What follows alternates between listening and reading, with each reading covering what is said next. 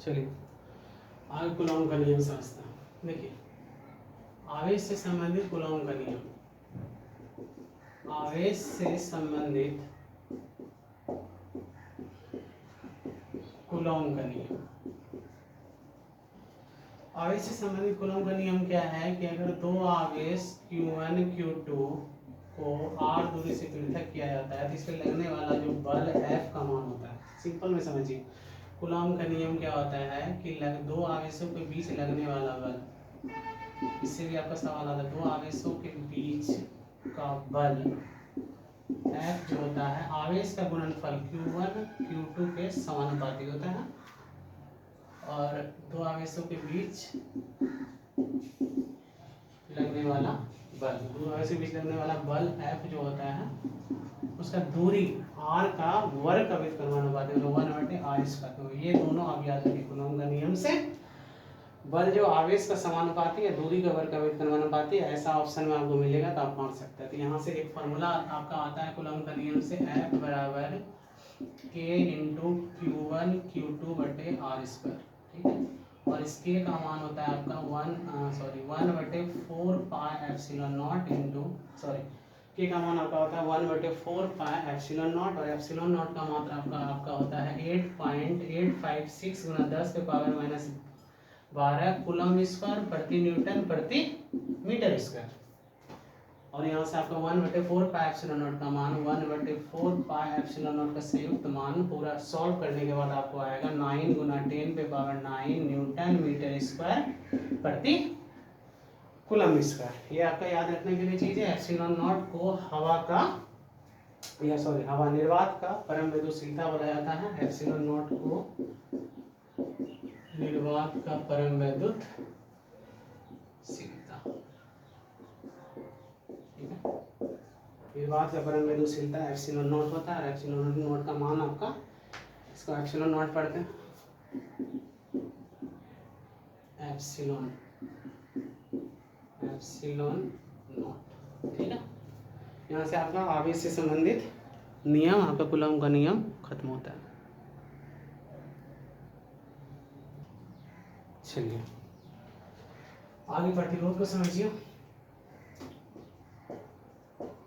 प्रतिरोध को समझिए। प्रतिरोध को R से स्विच किया जाता है। प्रतिरोध मतलब विद्युत धारा के प्रवाह में, विद्युत धारा के प्रवाह में जो विरोध पैदा करता है, जो विरोध पैदा करता है,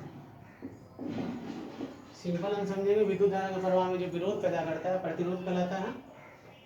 और इसी के कारण वायर, इसी के कारण तार में से जो धारा प्रवाहित होता है, इसी के कारण विरोध के कारण क्या होता है, वो हीट होता है, गर्म होता है, और गर्म होने के कारण उसमें आग लगता है, कभी कभी ऐसा होता है। प्रतिरोध को R से किया जाता है। इसका देखिए मात्रक, इसका मात्रक आपका ओम होता है, ओम, ठीक है। प्रतिरोध का मात्रक आपका क्या होता है, ओम होता है। और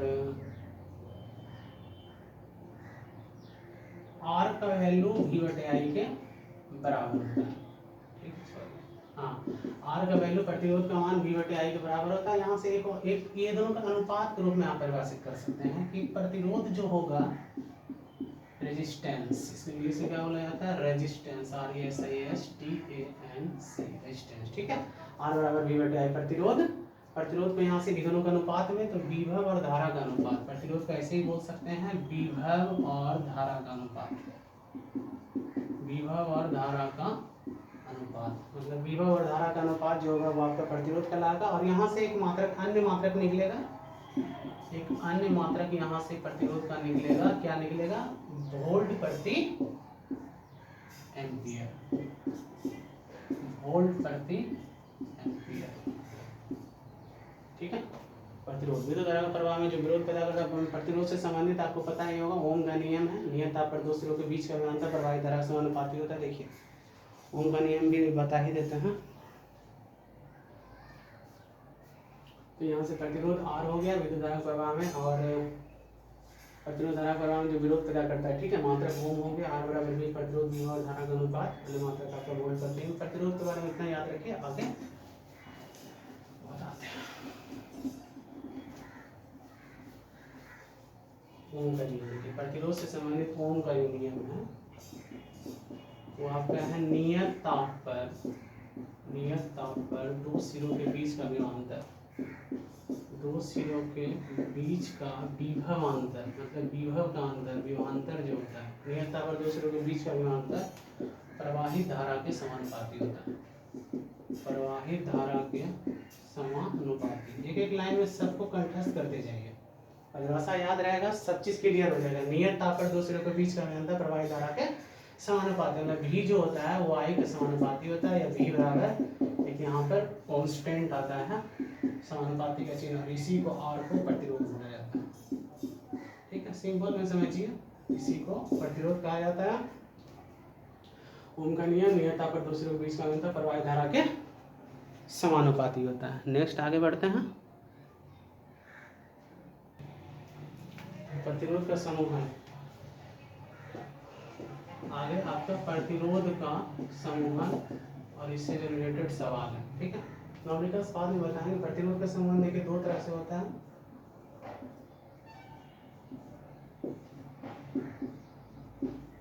ठीक है, यहाँ पे R1 R2 R3 इस तरह से अगर कॉम्बिनेशन होगा कि एक सिरे का पहला सिरा दूसरा प्रतिरोध का पहला सिरे से दूसरा, एक पहला प्रतिरोध का दूसरा सिरा दूसरा प्रतिरोध का पहला सिरे से जुड़ा रहेगा, ऐसा A B C ऐसे करके जुड़ा रहेगा।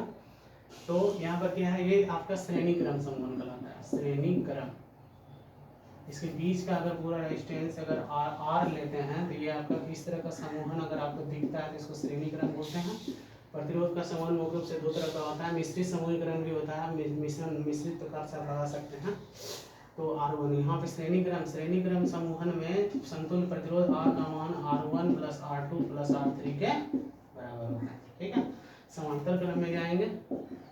समांतर क्रम का फिगर देख लीजिए कैसा होता है। सबका एक सिरा एक जगह पे और दूसरा सिरा दूसरी जगह पे, सबका कांस्टेंट टाइप बना होता है। ठीक है, R1 R2 R3 सभी का एक सिरा एक बिंदु पर दूसरा सिरा दूसरा बिंदु पर, इस तरह का समूहन अगर होता है तो अगर इसके बीच का समतुल्य प्रतिरोध R है तो R बराबर आप 1/R बराबर 1/R1 plus 1/R2 plus 1/R3। प्रतिरोध का समूहन आपका यहाँ से, प्रतिरोध का समूहन से भी आपका न्यूमेरिकल्स पूछा जाएगा, हम बनवाएंगे लास्ट में थ्योरी के साथ। चलिए आगे देखिए, दो तीन चीज समझिए। पहला विद्युत वाहक बल, विद्युत वाहक बल EMF इलेक्ट्रोमोटिव फोर्स क्या होता है। ये विद्युत वाहक बल जो होता है आपका किसी चालक पदार्थ में से, किसी चालक पदार्थ में से विद्युत धारा, इस चालक पदार्थ में से विद्युत धारा को एक सिरे से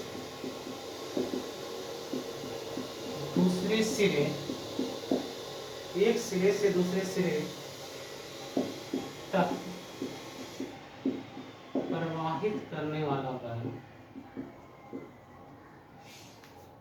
एक से दूसरे सिरे तक प्रवाहित करने वाला बल विद्युत वाहक बल कहलाता है। विद्युत वाहक बल कहलाता है।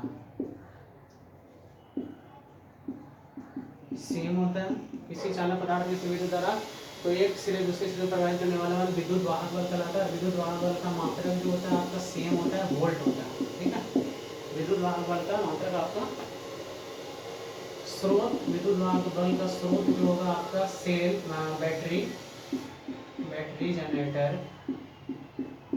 इत्यादि, बैटरी जनरेटर इत्यादि से आपका प्राप्त किया जाता है। सेल भी ले सकते हैं, विद्युत रासायनिक सेल जो होता है जिसको हम लोग बैटरी भी बोलते हैं। ठीक है, उसको भी ले सकते हैं। इसको मिटाते हैं। चलिए विभव समझते हैं। किसी आवेश को अनंत से किसी बिंदु तक लाने में किया गया कार्य। ठीक है, किसी आवेश को अनंत से किसी बिंदु तक लाने में किया गया कार्य क्या कहलाता है आपका, विभव कहलाता है। विभव कहलाता है। संकेत भी मात्रक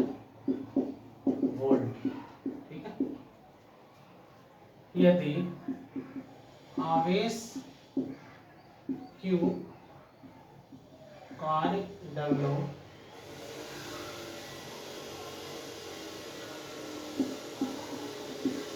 विभव V होगा, V बराबर W का Q, मतलब इकाई आवेश को कार्य के सापेक्ष लाने में जो आपका कार्य, मतलब इकाई आवेश को जो कार्य करना पड़ेगा एक अनंत से किसी में तक लाने में, तो V बराबर W/Q। और यहाँ से एक अन्य मात्रक जो होगा, एक अन्य मात्रक यहाँ से निकालिएगा विभव का, एक अन्य मात्रक विभव का, यहाँ से आएगा आपका इसका जूल, इसका कूलम, तो जूल प्रति कूलम, 1 वोल्ट और 1 जूल प्रति कूलम। नेक्स्ट अगला वीडियो में बताते हैं।